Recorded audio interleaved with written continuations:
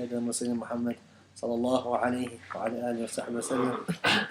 Alhamdulillah, we've reached a period in which the Prophet sallallahu alayhi wa alihi wa sallam in the Seera has now lost his father, and as was the custom amongst the Arabs that the tribes living in the desert would come to Mecca, and they would take the young children, young babies, and they would take them to the desert, and they'd be like the foster parents, and they would take these young babies and take them to the desert, and the mothers would breastfeed them and raise them in the desert. The idea behind the desert, that the desert is a place that is very pure, and it's a place where to escape the diseases of the big cities. Also, it was an area in which the Arabic language was a lot more purer. In the desert, the Arabic language would be a lot more purer than perhaps the language spoken in the city of Mecca, in which many different people from different backgrounds, different Arab countries would come and perhaps dilute the purity and the richness of the Arabic language. Many reasons why, but this is the common practice that people, these tribes, would come to Mecca, and any newborn children, they would take them from the families, and they would look after them for a number of years until the children have reached a certain age where they're strong enough, or when the parents want them back. And this is today, inshallah, we're going to talk about the rada'ah, or this period in which the Prophet sallallahu alaihi wasallam left his mother's side as a young baby and went to the desert. And I'm going to talk about this miraculous episode in the life of our Prophet sallallahu alaihi wasallam. And a woman called Halima Sa'diyah, and she came with her husband from the desert to go to Mecca. And several of our great hadith scholars, such as Ibn Ishaq, Al-Tabarani, Ibn Hibban, Al-Bayhaqi, Ibn Asakir, and Imam Ahmed, amongst others, they narrate in their books of hadith the story through the eyes of Halima, as Halima witnessed it. And she says that she came to travel to Mecca, and she was on a donkey, and this donkey was very old, and they also had a camel that was very old as well and very weak, and they were quite poor. The land that they came from in the desert, not much greenery, not much rain, and her donkey was very slow. And in the group of women that were going to Mecca, her donkey was the slowest. Her and the husband were very slow, because the animal was so poorly. Now the other women complained that they were slowing her down. They're slowing the rest of the caravan down. And she had also a young child of her own, and he had not for several nights slept well because of his hunger, because she herself wasn't in the best of health, because the animals, they would drink the milk from the animals, and that would make them strong, and they would eat as well. And if the animals don't have any milk, then that's going to reflect in the people themselves with bad health. So she wasn't of the best of health herself.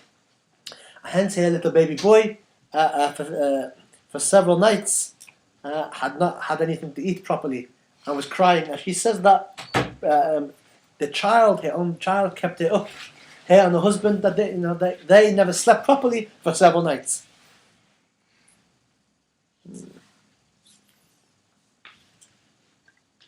And said that the milk she had in her own breast was not enough either. Either for her own child. So then, she went to Mecca, and by the time she got there, all the children had been taken. And something you have to realize, that the families, it's a profession.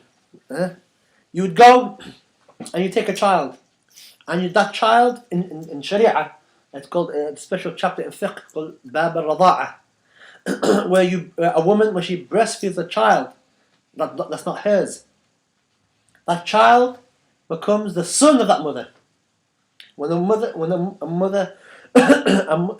breastfeeds a child that's not hers, the child becomes her son or her daughter, and the woman becomes the mother of the child, and her husband becomes the father of the child. And if she has any sons or daughters, those sons and daughters become the brother and sister of the child. So he, in a few drops of milk, inherits a big family. He becomes part of a family. And then the brothers and sisters in that family, they're like his brothers and sisters in several aspects. In that they can't marry, but they can show the awrah, the hijab. She can show a hijab without a hijab on to him. And so in inheritance, no, they don't inherit. But in several aspects, when they touch, they break when they touch, doesn't break wudu because brother and sister. Several aspects, it's as if that's their own child. Which now the perk of that is that the original mother and father of the child now, if they come from a rich family, in Mecca, then the family who looked after the child also becomes like a part of their family. Which means that if they ever fell into financial difficulty in the future, then the family whose child they looked after when they were young, now that family will look after them. So it's also an investment in the future. So when she got to Mecca, and she looked around, and she's looking for a child, nobody wanted to take the young Prophet Muhammad sallallahu alaihi wasallam. Why? His father's passed away. He's an orphan. What richness, what perk, what could be gained from looking after a child whose father is already dead? We can't expect anything in the future. There's no investment in the future. And when she got there, all the children from the families that were quite wealthy and rich had all been taken, and there remained the young Muhammad sallallahu alaihi wasallam. And Halima, she felt very upset that she would be the only woman leaving without a child. So she told her husband, "Let's take him. Maybe there might be some good in this." Like for her, had she had another option, perhaps she might have taken another option. But Allah subhanahu wa ta'ala decreed something else. And that's why the dunya, this world, only the people who judge outwardly get taken away by the dunya. Don't be fooled by this world. This young child without a father, nothing to be gained. What can be gained from looking after a child whose father's passed away? Take a child whose father's alive. He'll look after us in the future. Halima, we'll take this one. Let's take this child.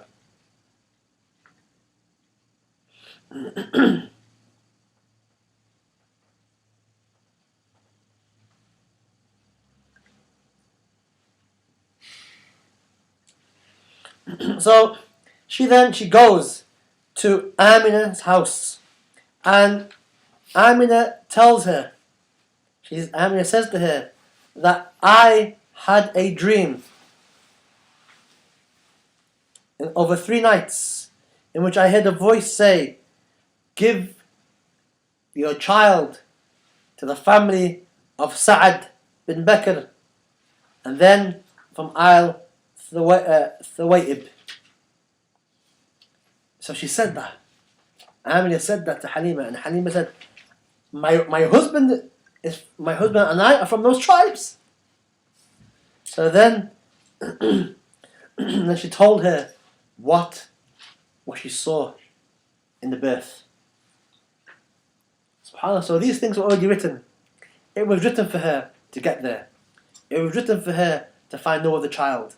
with the Prophet Muhammad ﷺ, and it was written for her to be blessed. And subhanallah, we find out in the future when the Prophet ﷺ now becomes quite powerful and wealth begins to come in and brings problems as well, that he then comes upon his relatives who breastfed him many years later, and he looks after them. So the idea that they'd be looked after, there'd be some richness, some riches to be gained in the future, they still got it anyway. But look how Allah can work in ways that subhanAllah, logic would suggest. What can be gained? SubhanAllah. They gained a profit, and they also had some wealth in the future.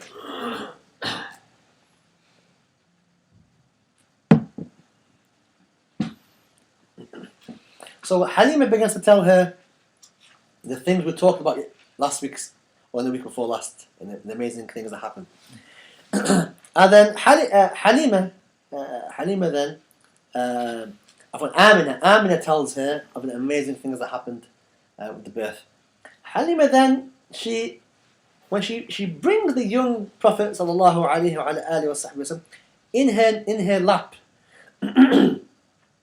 and she said that he began to drink, and what she realized all of a sudden that her breast became full of milk, when prior to that there was no milk. There wasn't enough milk to feed her own child. But by virtue of the barakah of the Prophet ﷺ, when she came into contact with him, her body began to change. Milk began to flow within her, and she gave milk to the young Prophet ﷺ. And then she said that he drank his fill. And then she said that she had enough milk to give to her own son. And he drank. And they both fell asleep. SubhanAllah.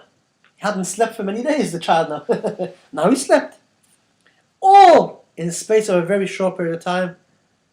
The introduction of the Prophet ﷺ into a person's life can greatly affect. And then what she said that her camel, who didn't have any milk, all of a sudden had a lot of milk, and she said that her husband milked the camel, and they both drank. Subhanallah. Allahumma salli ala Sayyidina Muhammad. MashaAllah. And they both drank until they had their full. And they said that night they slept like they've never slept before. The baby now is sleeping, mashallah. The Prophet Muhammad, mashallah, is sleeping all the time, mashallah. He's never had a bad night, alhamdulillah. And they themselves have a good night. And they say, her husband said that what an immense barakah this child has brought. No other child, subhanAllah, would have that effect on a family, mashallah.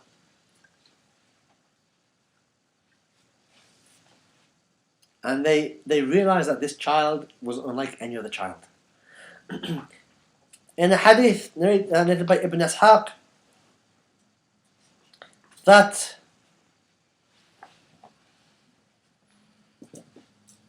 a group of Jews, people who knew about the coming of the Prophet ﷺ, they passed by Halima. And Halima now is very intrigued in these things. She's intrigued of the things she's heard from Amina, this birth, the karamat, the amazing things that happen at the birth. And she's amazed at what's happened, her own transformation, biological transformation herself, and the camel and these type of things. That these are supernatural events. And they knew that the Jews and the Christians were people of the book. And they knew that guidance on these matters could be relied upon from them. SubhanAllah. So they had this sense of, these are people of the book. Although perhaps they may not follow them, they know about these type of things. So Halima, she asked them a question. She says, I want you to tell me about this child of mine. And she's very, very clever. She said, I had this child of mine, who I am looking after, and I gave birth, and this, and this, and this. Nur came out, and these things came out, and this happened. I could see the castles of Busra in Syria and Sham, and the light filled in the room. All these miraculous things happened. This happened to my child when I gave birth to him, and I saw this and this. The Jews then said to themselves, and again, as I mentioned previously, Muslims do not hate Jews. We don't hate Jews and we don't hate Christians. It's not part of our faith. We are not anti-Semitic. We're not. Why? Well, a good proof for that is that Muslims, men, are allowed to marry women of Ahl Kitab, Jews and Christians. How can we marry women who are Jewish or Christian if we hate the Jews and Christians? Doesn't make any sense. We don't. In fact, if they live with us, we have to protect them. So forth. Many rules, ahkam there. So when I'm mentioning this, I don't want you to get the idea that as Muslims we hate Jews. No, we don't. Absolutely we don't. And anybody listening, inshallah, I want them to understand that as well. But a group of Jewish people, they began to talk to themselves about what they just heard. And she heard them saying amongst themselves, let's kill him. Let's kill this child. And then they stopped and they said to her, is this child an orphan? Understand? In Arabic, yatim, unlike English, orphan means someone who's lost both mother and father. In Arabic, yatim is someone who's lost his father. In Arabic language, very different. I don't know about in your language, but does it mean the same thing? Yeah, same thing. Both parents. No, father. Correct. Yeah, father. In Arabic, it's the father. If you lose your father, you're yatim. How about if you lost mother? Both of them? And Both of them, yes. But as someone who's lost a father, then he's called yatim. Yeah, and that's what's meant here. And she said, no, his father's alive. Here's his father here. Her husband. And I'm his mother. And so they said, they told her, had he been an orphan, with the description that you've given us, he could only be a prophet. But because the prophet that we're waiting for, that's been prophesied, his father's passed away, and that he can't be. He can't be. Maybe something else. We can't explain what happened to you, but he's not him. So then, this is her first sense of something miraculous. Outside of her own self, she's hearing from another source. So then, she goes back. She goes back and she heads back home. And on her journey back, her donkey was very slow, and her camel that was very slow before, that the other woman complained about, now mashallah, 6 gear all the way there. Before they were in first gear, mashallah. Now, mashallah, 6 gear. I don't know if it's 7th gear. I don't know if it exists. 7th gear. I don't know. But anyway, mashallah, all the way. And she said that the women now were complaining. Mashallah, women complain all the time. Right? As the women now were complaining. Wait, you're going too fast. Wait for us. Before they were complaining, you're going too fast. Now they're complaining. Before they were complaining, you're too slow. Now they're complaining, you're going too fast. And she says, subhanallah. And they told her, is this the same animal that you came with? What's happened? What's the transformation?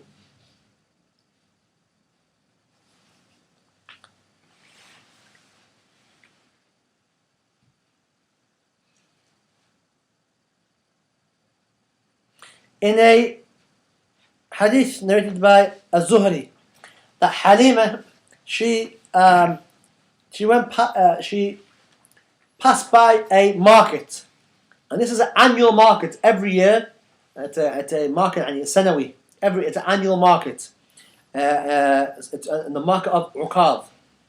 And a person who has understanding of the unseen, like a soothsayer or I don't know, fortune teller, I don't know what they call them.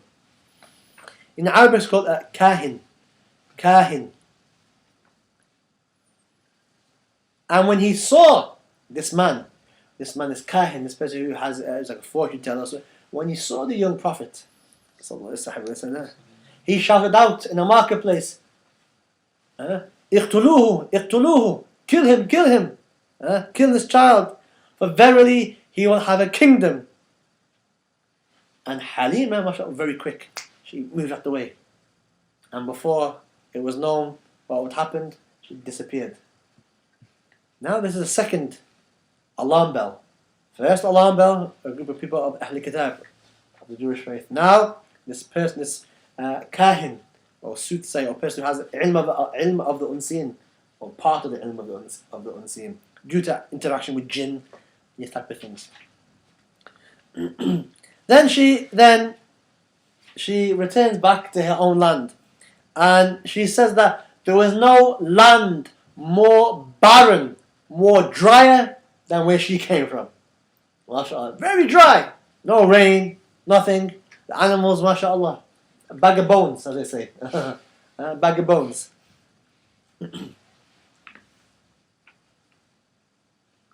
And she said that when she got back with the Prophet ﷺ, she said that her animals would go in the morning, empty stomachs, and come back at night full. MashaAllah.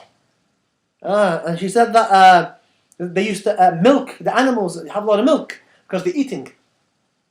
But where are they eating? There's no grass. They come back full. She didn't know. And she said that no other person from where she lived could get one drop from the animals that they had. Well, her animals were full. MashaAllah. And the other Arabs would say to the farmers, take the animals, let them follow Halima's animals. Halima's animals, let's make sure our animals go and follow them. Because maybe they're going somewhere that we don't know. So let them take them. And Halima's animals would come back at night, MashaAllah, full. And the other people's animals come back skinny. The same thing, maybe worse than when they went out. They're more hungry now. They're walking around, can't find anything.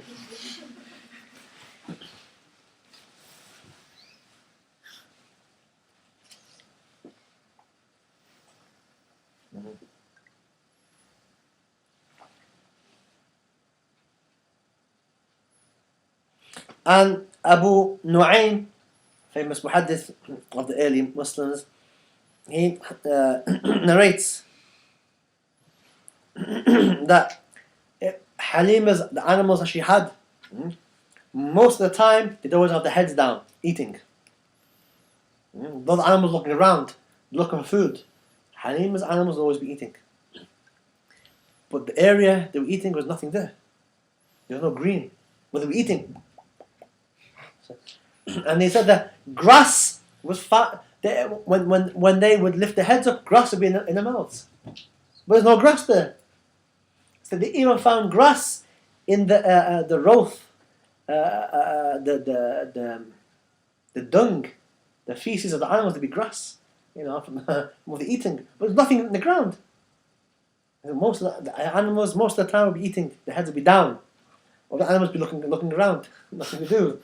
The animals were always busy eating.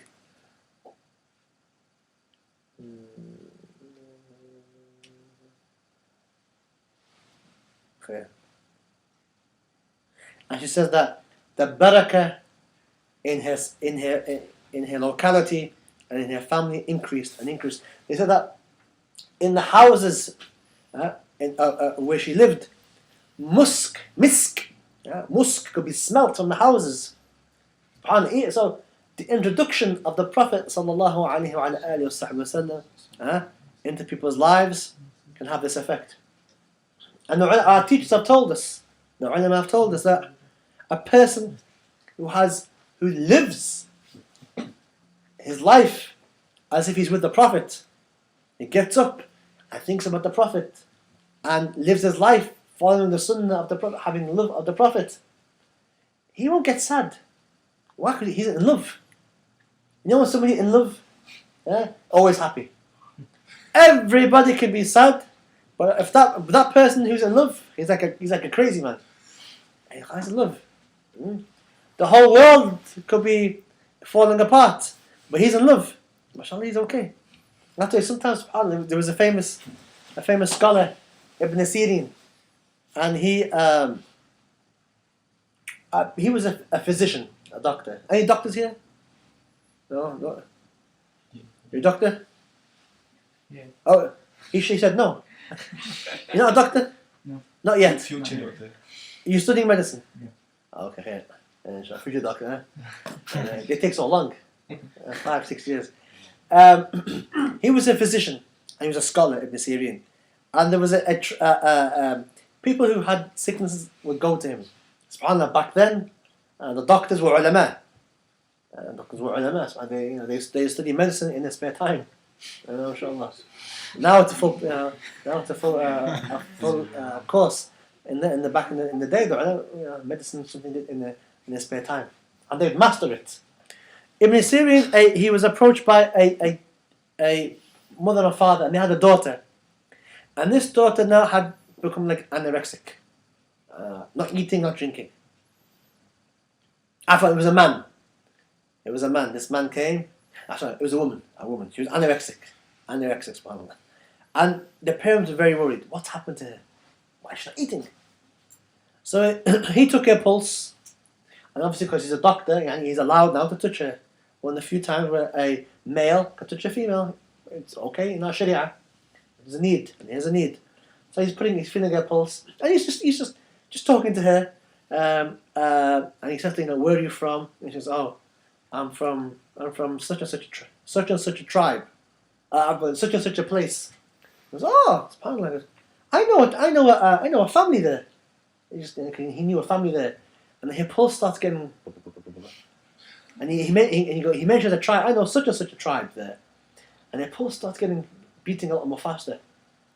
He says, okay, it's strange. He's thinking to us, it's very strange. So he's asking her, oh, who do you know in that tribe? Do you know so and so family, so and so family? And he goes, yes. He goes, no, yes. Do you know so and so's family?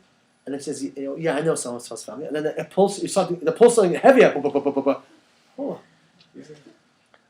Well, do you know so and so in that family? He goes, yes. Do you know? And when he mentioned a particular young man, very handsome man. Do you know so and so?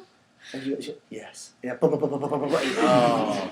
Then he let go of her hand. He said to the parents, she's in love with this man from this tribe. The best thing, the cure, and she's so in love she can't eat or drink anymore. And the best thing, she's so in love. The best thing to do, the cure, is for her to get married to that family, to that boy. They'll be okay. And it's a true story. But the point is that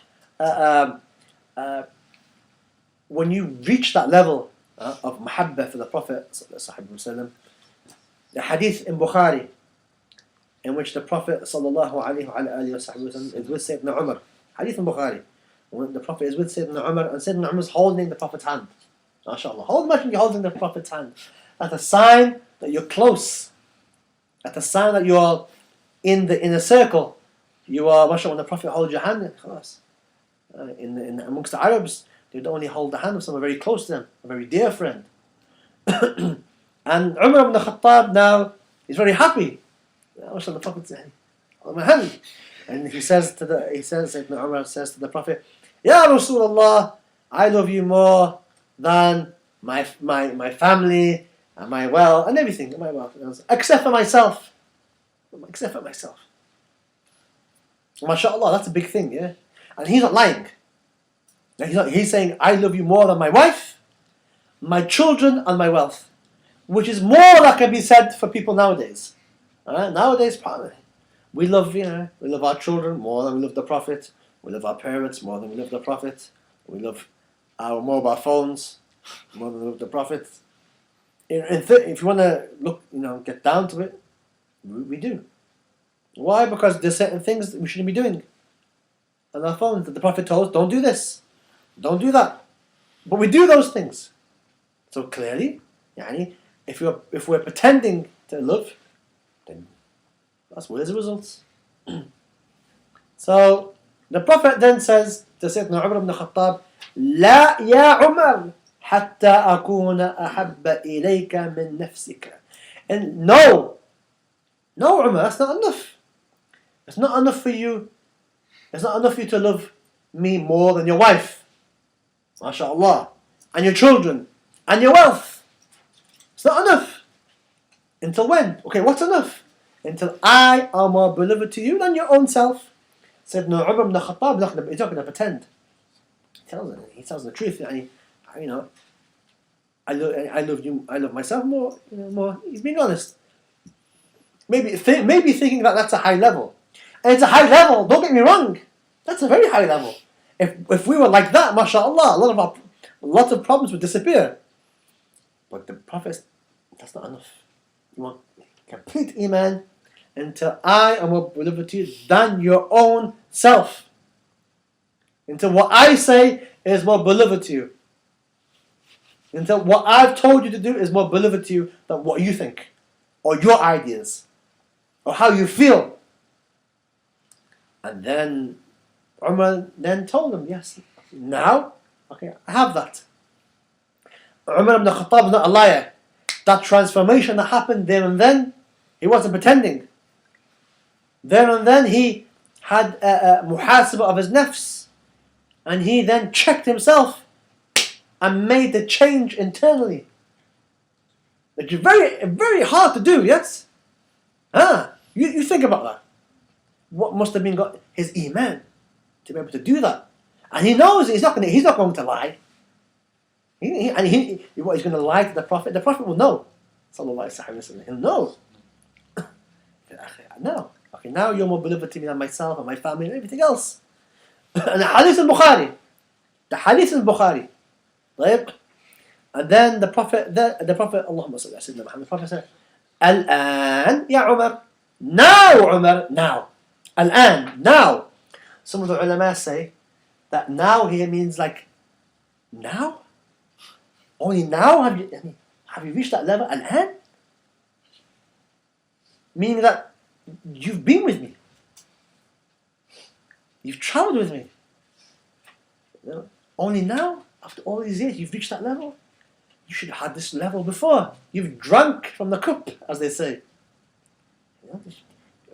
You've delayed till now. SubhanAllah. That's what the ulama have said that. That's one interpretation for that. Either way, the whole point of the Seera, which is about to come to an end, inshallah, the whole point is to reach that level. Because we don't live with the Prophet.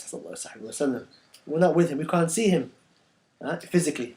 In a dream, maybe, yes. That's hadith sahih. In Sahih Muslim. Man ra'ani faqad ra'ani haq. Whoever has seen me, has seen me. In truth. You can see the Prophet in a dream. But living with the Prophet, sharing food with the Prophet, drinking with the Prophet, being around the Prophet, smelling the Prophet, Allahumma salli ala Sayyidina Muhammad, we can't do that anymore. Allah has not decreed that we were from that generation. And we're content with whatever Allah, وَذِيتُ بِاللَّهِ رَبًّا وَبِإِسْلَامُ دِينًا. I am content with what Allah has decreed. However, that's not to say that the levels of love that the Sahaba reached, that we can't get close enough. We can reach at least close to that level where we love the Prophet more than we love ourselves. Because the Prophet wasn't talking to Umar by himself. That hadith is for everybody. It's for everybody. Umar is one person. Umar was the vehicle through which that hadith came about. Well, it doesn't mean that was specific for Umar. It holds to everybody. It holds for you and for I and for our children and their children and so forth to Yawm al-Qiyamah. And that the whole point of the Seera is to have that. The whole point of the Seera is to live with the Prophet. So we've travelled with the Prophet. How he was born, what happened, the wetness, the miraculous thing that's going to happen next week. Yeah? And these type of, the more you hear week in and week out, what will happen is that you start to have a connection to the Prophet sallallahu alaihi wasallam, which then makes you become interested in following him. That's the whole point of the Seerah.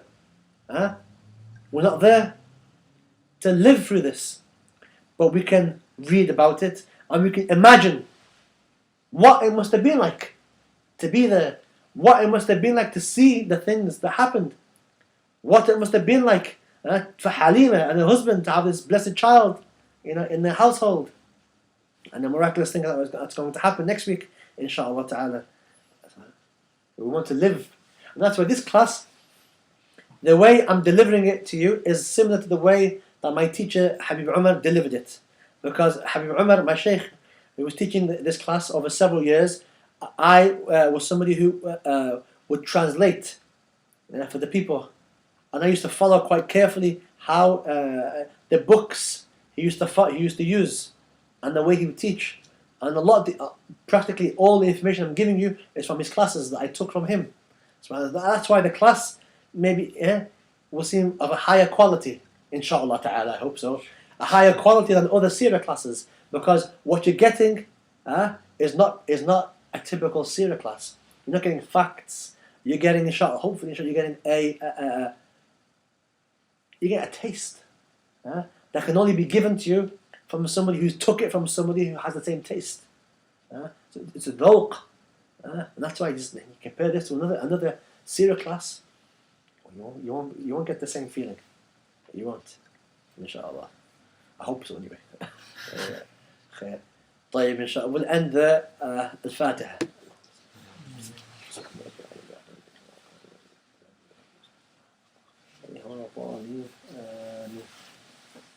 Inshallah. Can I be excused? Can I be excused? Yes, yeah. Can I take away?